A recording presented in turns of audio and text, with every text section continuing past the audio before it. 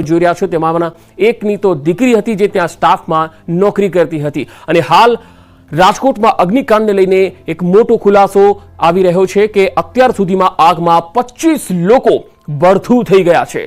Game ઝોનના 2 સંચાલકોની અટકાયત કરી લેવામાં આવી છે એવી પણ માહિતી આવી છે। યુવરાજસિંહ સોલંકીની અટકાયત કરી લેવામાં આવી છે જે આ ગેમ ઝોનના સંચાલક છે અને બીજા એક સંચાલકની પણ અટકાયત કરવામાં આવી છે। જો કે આ સમગ્ર મામલાની તપાસ હવે ગુજરાત સરકાર દ્વારા જે એસઆઈટીની રચના કરવામાં આવી છે એ એસઆઈટીની ટીમ જે છે એ તપાસ કરશે, કારણ કે આ બાબતે સરકાર તરફથી આદેશ થઈ ગયો છે કે એસઆઈટીની ટીમ જે છે એ રચવામાં આવશે અને ત્યાર પછી એ ટીમ આ ઘટનામાં કોની બેદરકારી છે અને કાયદાકીય રીતે કઈ રીતે અને કેટલી કડકમાં કડક સજા થઈ શકે એ બાબતની તપાસ કરશે। એફએસએલની ટીમ પણ ઘટના સ્થળે આવી પહોંચી છે। એટલું જ નહીં પરંતુ સિવિલ હોસ્પિટલના સ્ટાફની જે રજા છે તે પણ રદ કરીને તમામને આજે સિવિલ હોસ્પિટલમાં બોલાવવામાં આવી રહ્યા છે।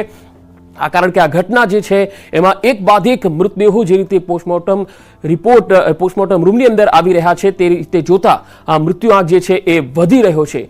શરૂઆતમાં જ્યારે આ ઘટના બની ત્યારે ચીફ ફાયર ઓફિસર પોતે જ કહેતા હતા કે આ ઘટનાને લઈને કેટલા લોકો અંદર ફસાયા છે તેની કોઈ માહિતી નથી અથવા મૃત્યુઆંક કેટલો હતો તેની માહિતી નથી, પરંતુ ધીરે ધીરે જ્યારે મૃતદેહ આવ્યા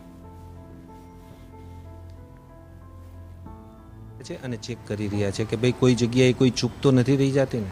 સર, આવનારા દિવસોમાં આવી ઘટના અમદાવાદમાં ન બને તે માટે ખાસ કરી હવે પછી જે ગેમિંગ ઝોન ચલાવતા હોય તે લોકોને કેવી તકેદારી રાખવા માટે સૂચન કરવામાં આવશે, સાથે સાથે વાલીઓ જે છે તેમને પણ આ પ્રકારનું સૂચન જે છે તે કોર્પોરેશન તરફથી કરવામાં આવશે કે કેમ? આપણે ગેમિંગ ઝોનના જેટલા પણ ગેમિંગ ઝોન છે એમાં બધાને ટ્રેનિંગો આપેલી છે। જે એ લોકોનો સ્ટાફ હોય એ સ્ટાફને આપણે ટ્રેનિંગો આપતા હોય છીએ અને આના જે પણ સિસ્ટમ અહીંયા નાખેલી છે એ સિસ્ટમથી એમને વાકેફ કરેલા છે કે આ સિસ્ટમનો ઉપયોગ કઈ રીતે કરવો અને કાંઈ થાય તો શું કરવું એની એમને જાણકારી આપેલી હોય। ખાસ કરી ખુલ્લી જગ્યામાં આ પ્રકારના ગેમિંગ ઝોન હોય છે જ્યાં આગળ રાઇડનો સવાલ છે, ત્યાં રાઇડ પણ અલગ અલગ સેફ્ટી મેજર્સ રાખીને કરવાની હોય છે। અમુક જગ્યાએ એવા જોવા મળતા હોય છે જેમ કે આનંદ મેળો છે ગુજરાત યુનિવર્સિટી ક્ષેત્રે, ત્યાં આનંદ મેળામાં કોઈ પ્રકારનું સેફ્ટી મેજર્સ હોય છે કે કેમ? ત્યાં ચેકિંગ કરવામાં આવી છે કે આપણે જે આનંદ મેળાને એવું લાગતું હોય છે ત્યાં પણ આપણે એમને ટેમ્પરરી એનઓસી આપતા હોઈએ છીએ અને ત્યાં જે આપણે જોવાનું હોય છે કે ત્યાં આગ ન લાગે એના માટેનું આપણે જોતા હોઈએ છીએ। પરંતુ જે તમે કહો છો રાઇડ્સની બધું હોય એ લોકો જેનું સ્ટ્રક્ચરનું ને જે કોઈ કમિટી હોય એ લોકો જોતા હોય છે। અમે ફક્ત ફાયરનું જોતા હોઈએ છીએ અને ત્યાં ફાયર લાગે તો પ્રાથમિક તબક્કામાં બુજાઈ જાય એવા ઇક્વિપમેન્ટ ત્યાં રાખવાનું એમને સલાહ આપતા હોઈએ છીએ અને એ લોકો રાખતા પણ હોય છે।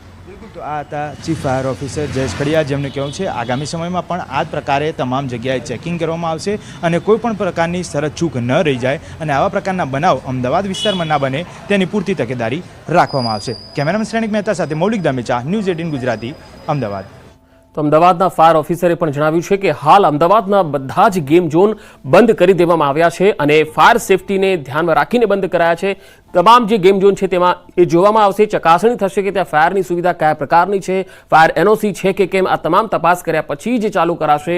હાલ પૂરતા અમદાવાદના તમામ ગેમ ઝોન બંધ કરવામાં આવ્યા છે। તો રાજકોટમાં જે ઘટના બની તેને લઈને હવે વહીવટી તંત્ર અને અલગ અલગ જિલ્લાની ટીમો સક્રિય બની ગઈ છે અને પોતાના જિલ્લામાં આ પ્રકારના ગેમ ઝોન આવેલા છે તો ત્યાં ચકાસણી થઈ રહી છે કે ત્યાં ફાયર એનઓસી છે કે કેમ અને હાલ ગેમ ઝોન બંધ કરી દેવાની સૂચના આપી દેવામાં આવી છે। અમદાવાદના તમામ ગેમ ઝોન છે એ હાલ બંધ છે અને હવે ક્યારે ચાલુ થશે એ નવી સૂચના ન મળે ત્યાં સુધી કંઈ જ કહી શકાય તેમ નથી।